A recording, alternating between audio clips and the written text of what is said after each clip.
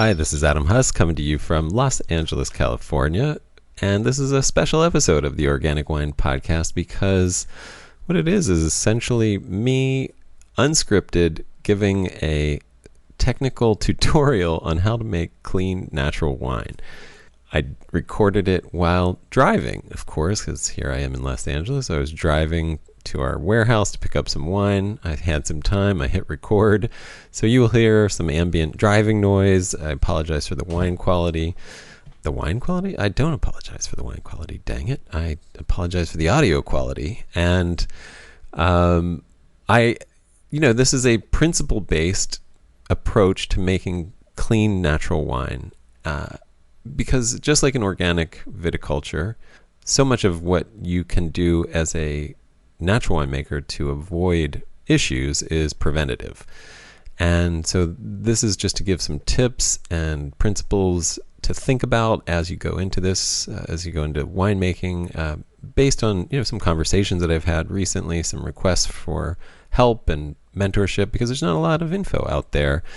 If you are a young natural winemaker or a beginning natural winemaker, whether you're young or old, and there just isn't a lot of technical how-to to know how to navigate the cellar work or any of the work. And that's what this is about. I do want to apologize for my pronunciation of Pied de Cuve, which I pronounce as Pied de Cuvée multiple times, so to the point that it's embarrassing. And like I said, I am talking extemporaneously, as I am now, and you may find that I miss certain things. You may find I'm ignorant about certain things, that I didn't include all the forms of wine that I would love to include. Like I didn't really make any mention of meads and that whole realm. And sometimes I talk about grapes specifically, even though I'm trying to include all types of fruit.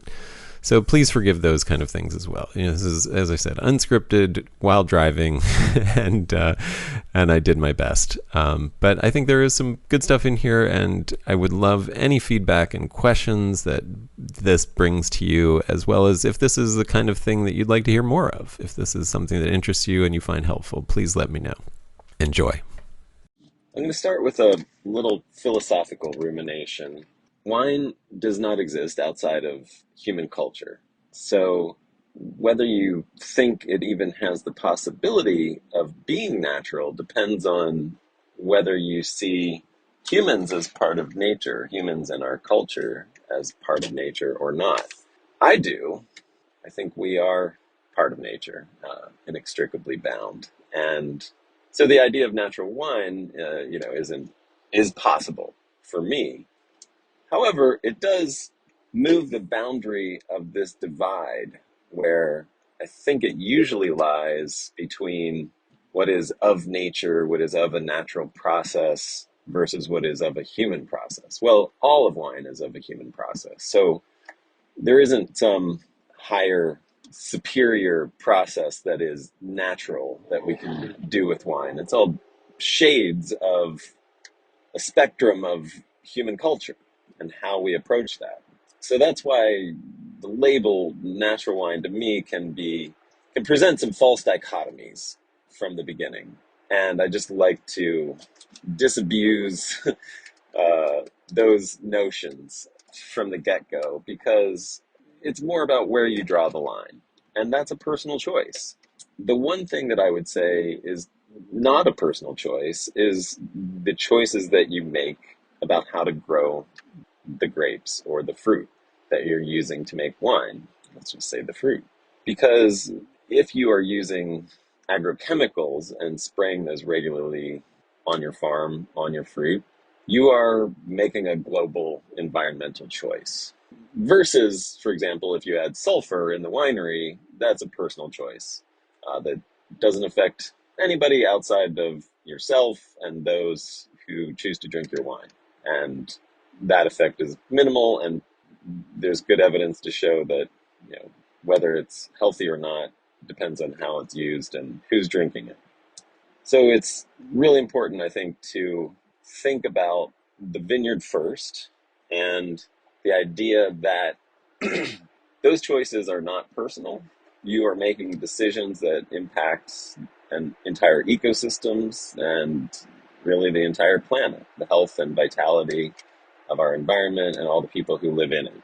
And so I think that's why, if there is one thing that natural wine should refocus on, or demand focus on and attention on, it is how the grapes are grown.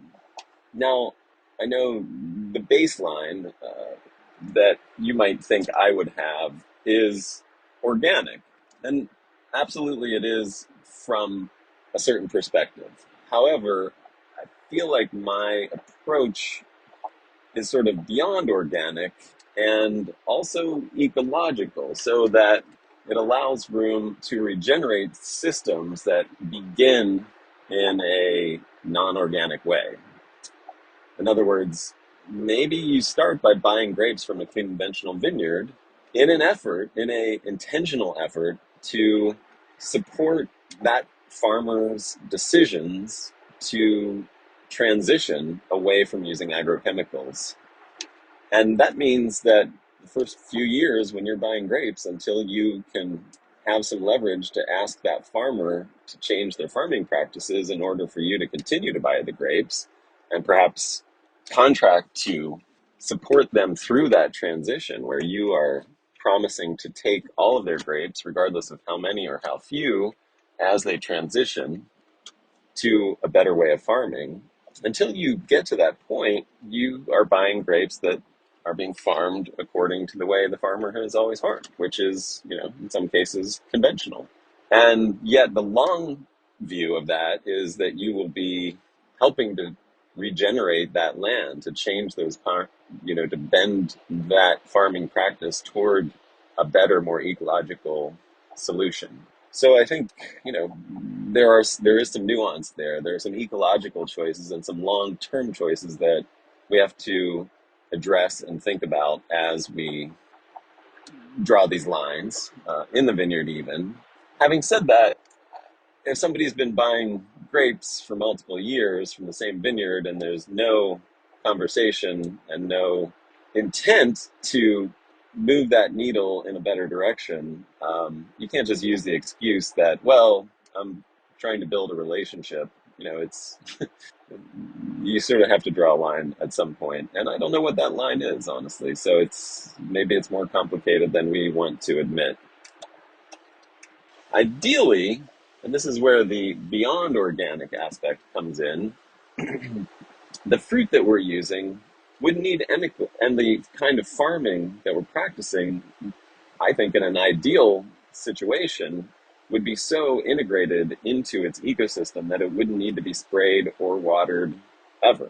So you'd have resilient perennial crops that are perfectly adapted to where they are growing and allowed to grow and being grown and cultivated in a way that they literally just have to be pruned or tended and harvested, pruned and leafed or whatever you're doing, and then harvested.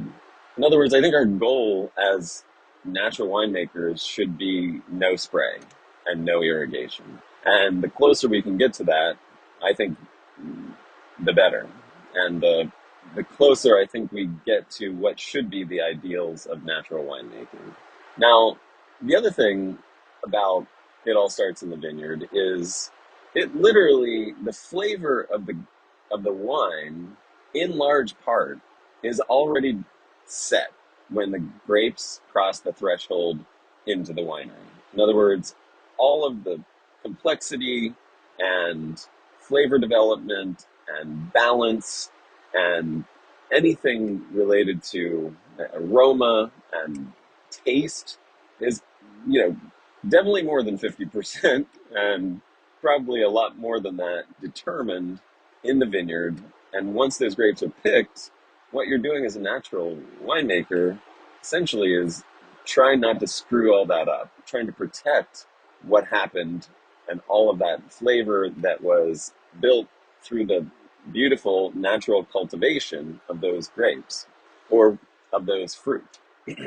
But let's get into the cellar then. So, and there are if you want to listen to this podcast, there are lots of episodes about farming and how to farm. I highly recommend listening to the Greg LaFollette episode just to get a sense of how nuanced and how scientific you can get about determining grape flavor in the vineyard. Now, I do want to say, like, when you listen to that, I don't give any caveats that about the techniques that he is promoting or that he is, espousing. But the main caveat of that is Greg's way of farming and what he has found to work in a Sonoma Pinot Noir vineyard.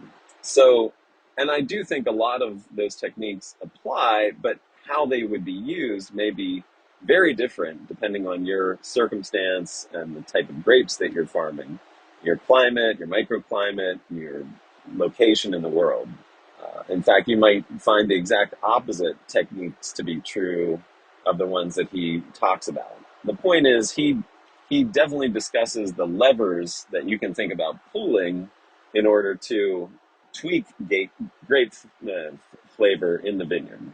Now, the same is probably true of apples, and I don't know if anybody is experimenting with that and how your care of apple trees throughout the season. I don't know if you can do the same thing because the growth isn't as fast with apples throughout the season, but I'm sure, I know that holistically thinking about apples and palm fruit or other fruit does have an impact on apple flavor. So you're thinking about how you're mulching and how you're fertilizing and whether you have animals integrated in your orchard or wherever your fruit is grown.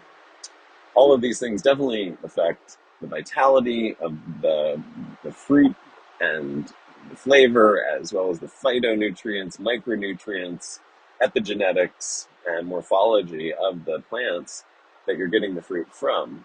It may not be as specific as pulling a leaf here and letting a shoot grow there as it can be in viticulture, but holistic thinking about how you are enhancing and fostering the health of your plants definitely has effect on the fruit flavor. And it still is true that once that fruit is picked, most, as a natural winemaker at least, of course, you can certainly manipulate the heck out of it once it comes in the winery. But most of the flavor and they're, of course, you're going to develop tertiary flavors by aging and, or by pressing it sooner versus later, by doing whatever, skin contact or not skin contact, whole cluster, not whole cluster, carbonic or not carbonic. All these things definitely impact flavor, but a majority, your raw material, your baseline, what you have to work with in terms of flavor, at least 50% is determined once that fruit is picked. All right, so now we're in the winery, and I think there are a few really basic things to talk about up front that I think are overlooked in terms of their importance to making a beautiful, clean expression of the fruit that you are fortunate to work with. The first of those is sorting. So if you are getting grapes picked in the vineyard that you aren't picking entirely yourself by hand and selecting just the perfect grapes that you want or just the perfect fruit that you want or whatever. And now, with other fruit, it's a little difficult. I know there's a lot of leeway with apples, but I do know that, like, if you have apples coming into the winery or pears or any kind of palm fruit like that are starting to smell vinegary, those should not go into your fermentation. Like, those are going to add spoilage microorganisms that are already infesting. If you have damaged, bruised fruit that is very damaged and is in bad condition, those should be pulled out. One bad apple spoils the whole bunch is an adage for a reason. And grapes, it's even more so, I would say, because grapes, like, you want pristine grapes to the extent possible based on the vineyard. In fact, what I think you will find if you start sorting your grapes and sorting your fruit, it will lead you to a desire to farm better because you'll want the grapes to come in better condition. you will want control of what's happening in the vineyard, or you will want to have more influence on what is happening out there because it's such a pain in the butt to have to sort out and throw away damaged fruit, fruit with bunch rot, fruit that for whatever reason is injured and it has been exposed. Because here's the thing, the minute the grape skin split, whether it's because bees have bitten into it to suck out the juice, or birds have pecked at it to get the seeds and juice, or whether it's because you had some powdery mildew that split the grapes, or because there's bunch rot or whatever, anytime the skin of the grape is impacted, you open up the potential for microbial spoilage in the wine. And so you want clean, whole, to as much extent as possible, pristine looking grapes coming in to the crusher. So a sorting table is absolutely like a tool that every natural winemaker should use, or some form of sort, whether it's like you're sorting as the grapes are coming into the picking bin, and then sort again, do two sorts, sort again as they go into the crusher, if it's or the bin that they're going to ferment in. I can't stress enough how important that is to wine quality. A split grape basically means, think of it as like that's a little VA seed.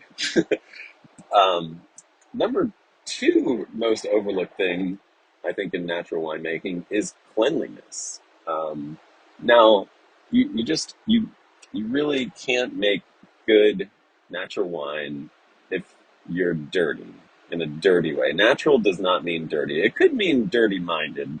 That's fine. But it doesn't mean dirty equipment and dirty surfaces that touch the fruit. So that doesn't mean sterile. That doesn't mean you have to be crazy bleaching. Certainly don't bleach if you don't want TA in your wine. But it doesn't mean you have to go around sanitizing with hydrogen peroxide or whatever it is. But you want everything to be clean. You want a clean winery. You want clean surfaces. Never let grape juice or grape skins lie around on barrels or on floors. Like if you overflow a barrel, once you plug it up, pour some hot water over the spilled part, all around the edge of the barrel, all around the bung, and let it run down and rinse off all the juice area, and let it drip onto the floor, wipe up the floor, hose out the floor. You want a clean thing as quickly as possible, because any of that exposed juice, any like seeds and spills and stems and skins from crush that lay around, those are factories for breeding spoilage microorganisms, and then that gets into your wine. So I think being a little anal about cleanliness goes a long way as a natural winemaker. So that is highly overlooked, I think, in a lot of natural winemaking. So like anything that touches the wine and anything in the area of the fermentation and barrel storage should be clean and should be free of sticky juice, should be free of skins, should be free of any kind of debris from crush and winemaking, any unfermented things, and even fermented stuff. All right, so those are the first two important things.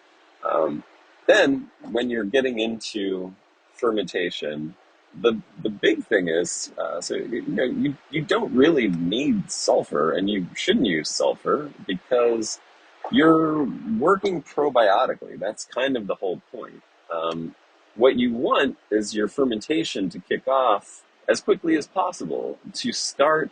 Essentially, what you want to do is you want to start producing carbon dioxide, because carbon dioxide is the way that you will be able to protect your juice. And the way to get carbon dioxide started is, there's a couple ways.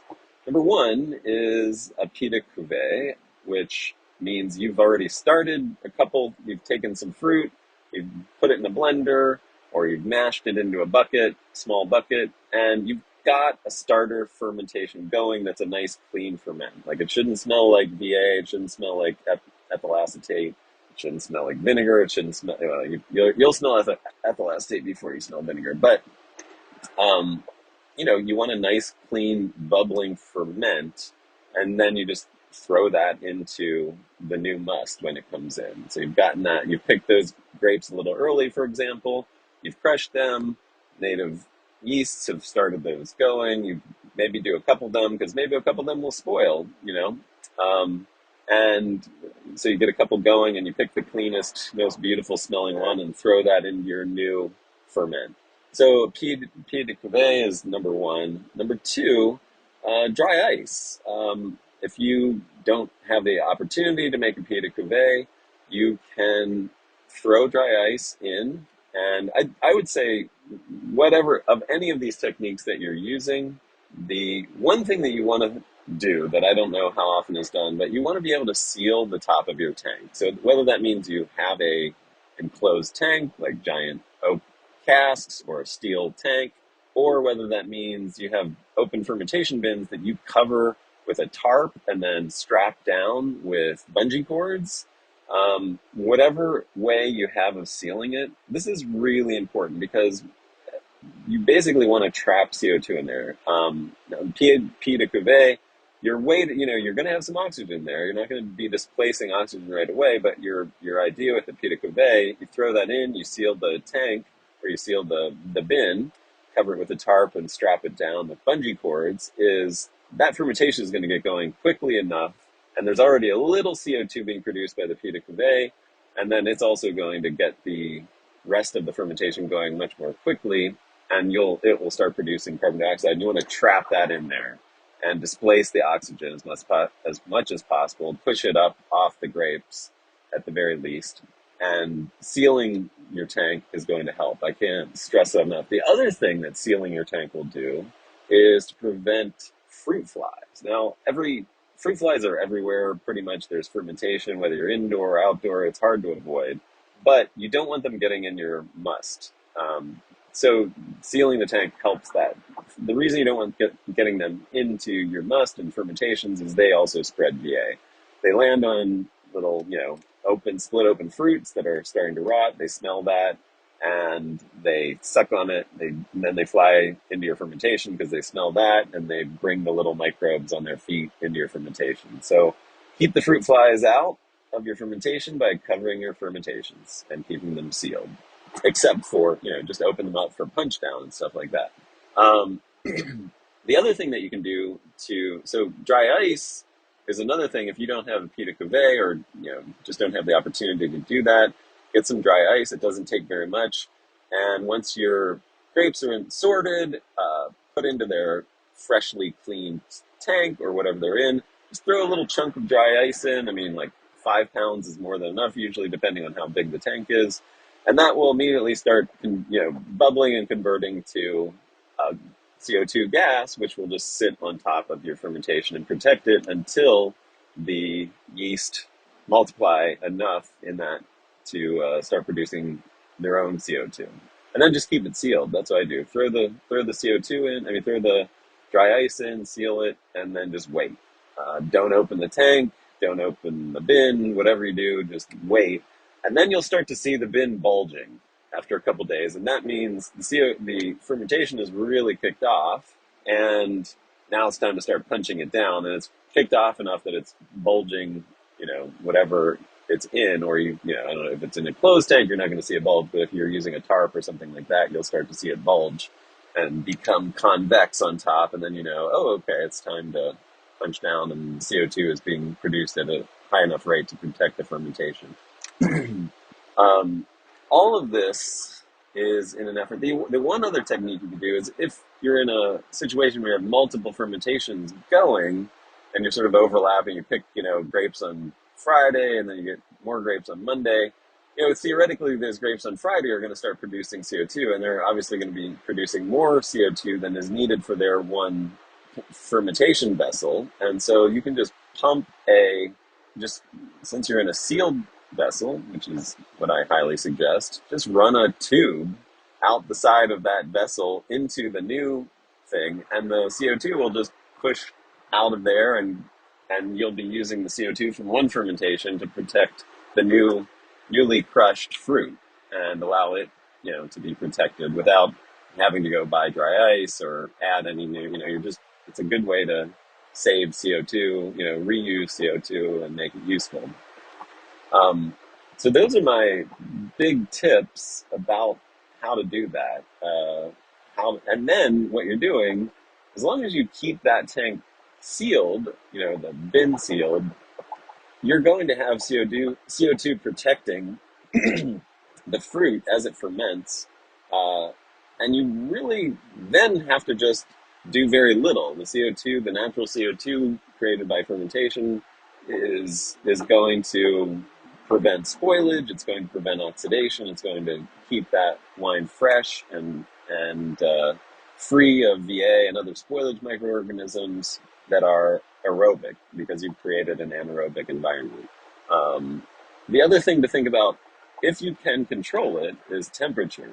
Things like Brett and VA do much better in warmer temperatures. Like the warmer it gets, the more happy they are. So more oxygen, more temperature, more higher temperatures can lead to greater risk of Brettanomyces and volatile acidity being developed in the fermentation. And other spoilage microorganisms, Pediococcus, all these things really like that. They also like high pH environments. So lower acid, generally higher pH environments are also higher risk. And where you start to get worried is when you get around 3.5, 3.6. That's where you start to move out of the microbially inhibitive pH range into a pH range that above which the microbes are not inhibited enough, and they can get a foothold and create a bloom in your fermentation. So how do you control pH? Well, number one thing is in the vineyard or in the orchard with the fruit. So you want to pick fruit at a ripeness level where you still have decent acidity, obviously. It tastes good because it creates balance as well. Creates freshness and balance and longevity in your wine, liveliness and dimensionality as opposed to just flat, flabby wine. But it's also really beneficial to preserving the wine naturally. The problem is a lot of natural winemakers, at least what I see in California, is a lot of natural winemakers reach out to places where they can afford to buy grapes because we're sort of bootstrapping it. A lot of us are small producers, young people who are trying to get things started and don't have $1 million to start a winery and get the best grapes possible. So we're getting grapes that are grown organically, but maybe not in these amazing areas that have incredible climates for growing grapes. So they're like really hot areas. What happens in those areas is the grapes tend to accumulate sugar and drop acid in an unbalanced way, very rapidly, basically. So you can have very little sugar and already very little sugar accumulation and already have lost the pH that you need. And so what I find a lot of natural winemakers doing is just picking super early, but then you end up with this really sort of one-dimensional wine. You've done the right thing in terms of the chemistry for fermentation and to be able to not use sulfur, but you sacrificed flavor development in the grapes. And I guess that's fine. It's if that's what you want, maybe you like that style. I find that a lot of people like a fully developed flavor profile. So there's the trick, is how do you get fully developed flavor profile while retaining a pH, that's low enough to be microbially stable without adding sulfur or adding tartaric acid, which are the other two ways that you can protect wine microbially when you have a high pH environment. You can lower the pH with tartaric, or you can just add sulfur so that you can keep the same pH, but the wine is protected from microbial spoilage with sulfur. If you don't want to add either of those things, then you really better find balanced grapes that come in at the right thing, at the right chemistry. And that's really your only hope. The other thing is do co-ferments.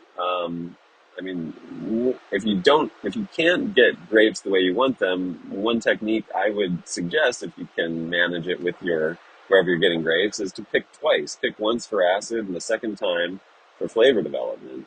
Um, blend those two together. So you might pick, you might pick in August for acid, and you might pick in September for flavor development, and you'll just blend those juices together when the September pick comes in and ferments. So that's one nice thing that you can do that's natural, keeps it natural. I mean, it's a little more work. Sometimes it's hard to get a vineyard to agree to, let you pick 1 ton now and 1 ton later. They want you to be done. It's more work for them and more money for them for you to do that. So that's the trick there. But maybe if you're getting from different vineyards and blending, that can work. Blending in general is work. Blending different varieties of grapes. So some might be developed in more flavor, and others are more acidic driven. Um, Also different fruits. So like I work with prickly pears. Prickly pears are the pH is near water, like it's close to 6. So it's almost impossible to make a wine with that without that wine spoiling in some way. So I have to either add tartaric or I have to co-ferment with nice acidic white grapes, and so that's another technique you can use. Or you can maybe have your grapes are high pH, so you blend them with some nice low pH apples or pears or berries or things like that that have nice acidity to create that balance in the blend and co-ferment, so that you don't have to add it.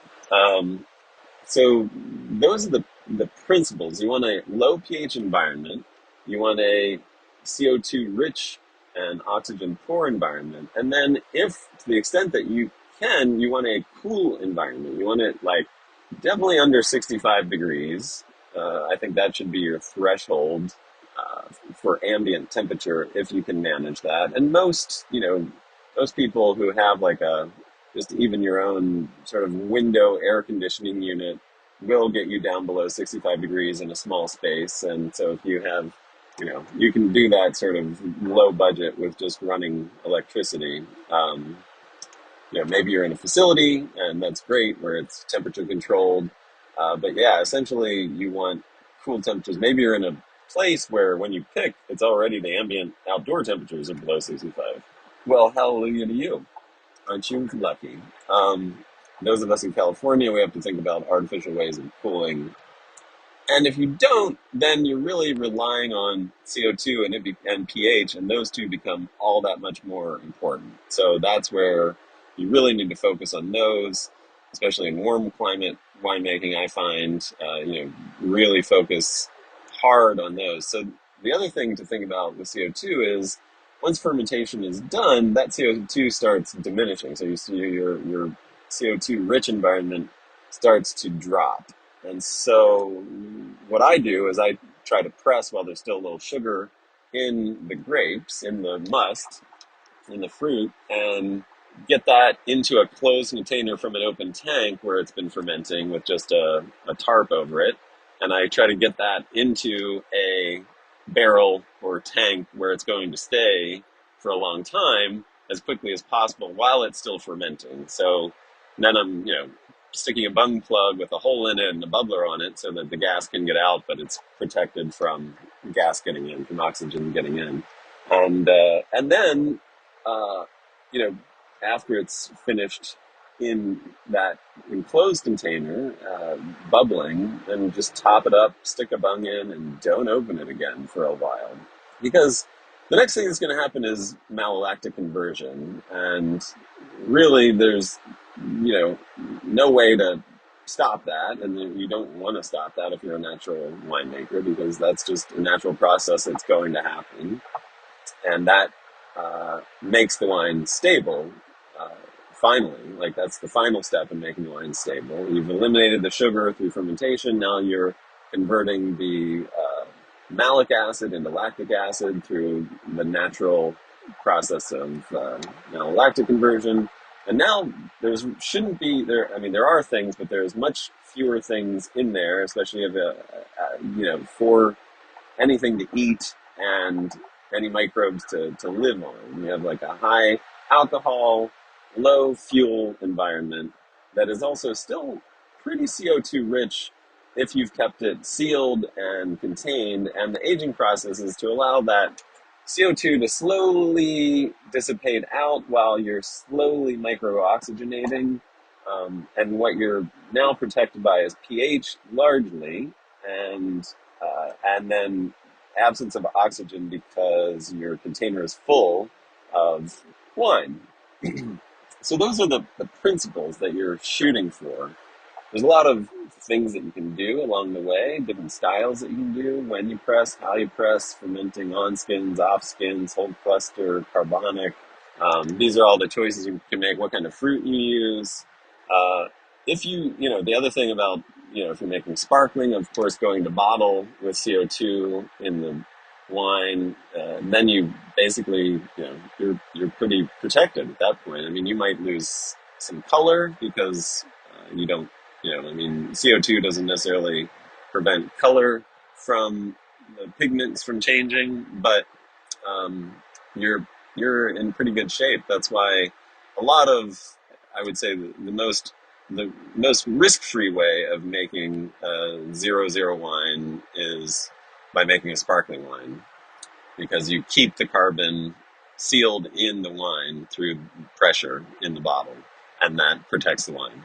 Also, sparkling wines tend to be much lower pH because the bubbles help balance that pH and make the wine taste good with that high acidity. With the still wine, I think my philosophy at this point is just to pay attention. So I will wait a couple months, and then I'll take a sample from the barrel and send it off to ETS labs to give me an analysis of where the wine is in terms of VA and SO2. I mean, I know what the SO2 will be. It will be zero. But in terms of pH and all those things, I'll get a reading because malolactic is going to raise your pH. So let's say you're harvesting at 3.4 and a half, and you're like, ooh, okay, I think I'm safe. But the thing to keep in mind is that pH can go up 1.5 points. I mean, it can go up to like 3.6 after malolactic and fermentation. Your pH will usually rise. And so you just have to keep an eye on that. You might think you are in a good range, and then you get it tested and it's gone up to, over 3.6, and now you're at that threshold of like, uh-oh, what do I do?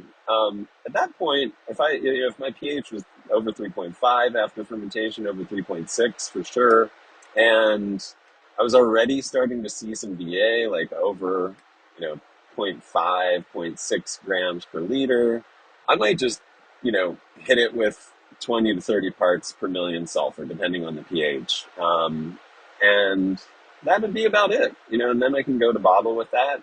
Assuming it's already through malolactic, like obviously I wouldn't add sulfur until it's through malolactic conversion. So you want to see that your malic's down to below 0 or less than 2 grams or whatever, 2 micrograms, I forget what it is. But you want to make sure that your malic is done and that you're through malic, and then then I might say, like 20 to 30 parts per million sulfur, just to ensure that VA doesn't go up any higher, or other things don't happen in the bottle, like mouse or Brett or things like that you kind of want to inhibit some of these things.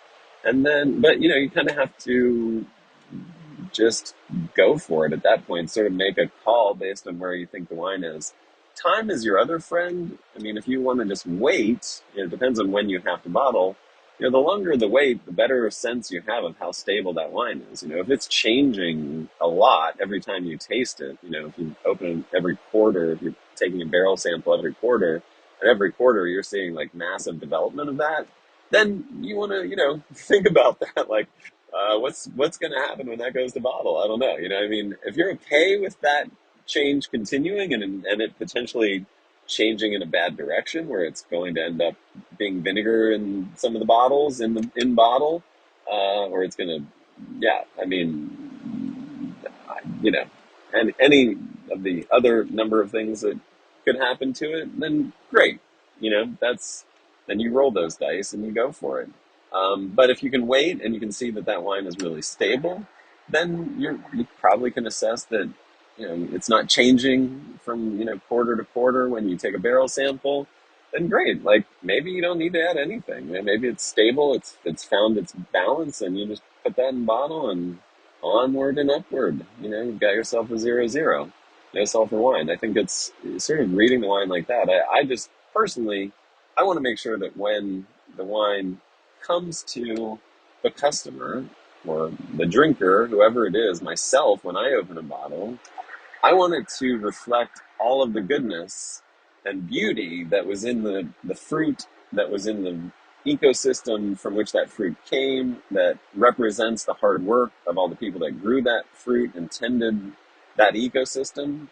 And to me, adding 20 to 30 parts per million sulfur to protect that is so much more worthwhile than rolling the dice and potentially letting that turn to vinegar than not.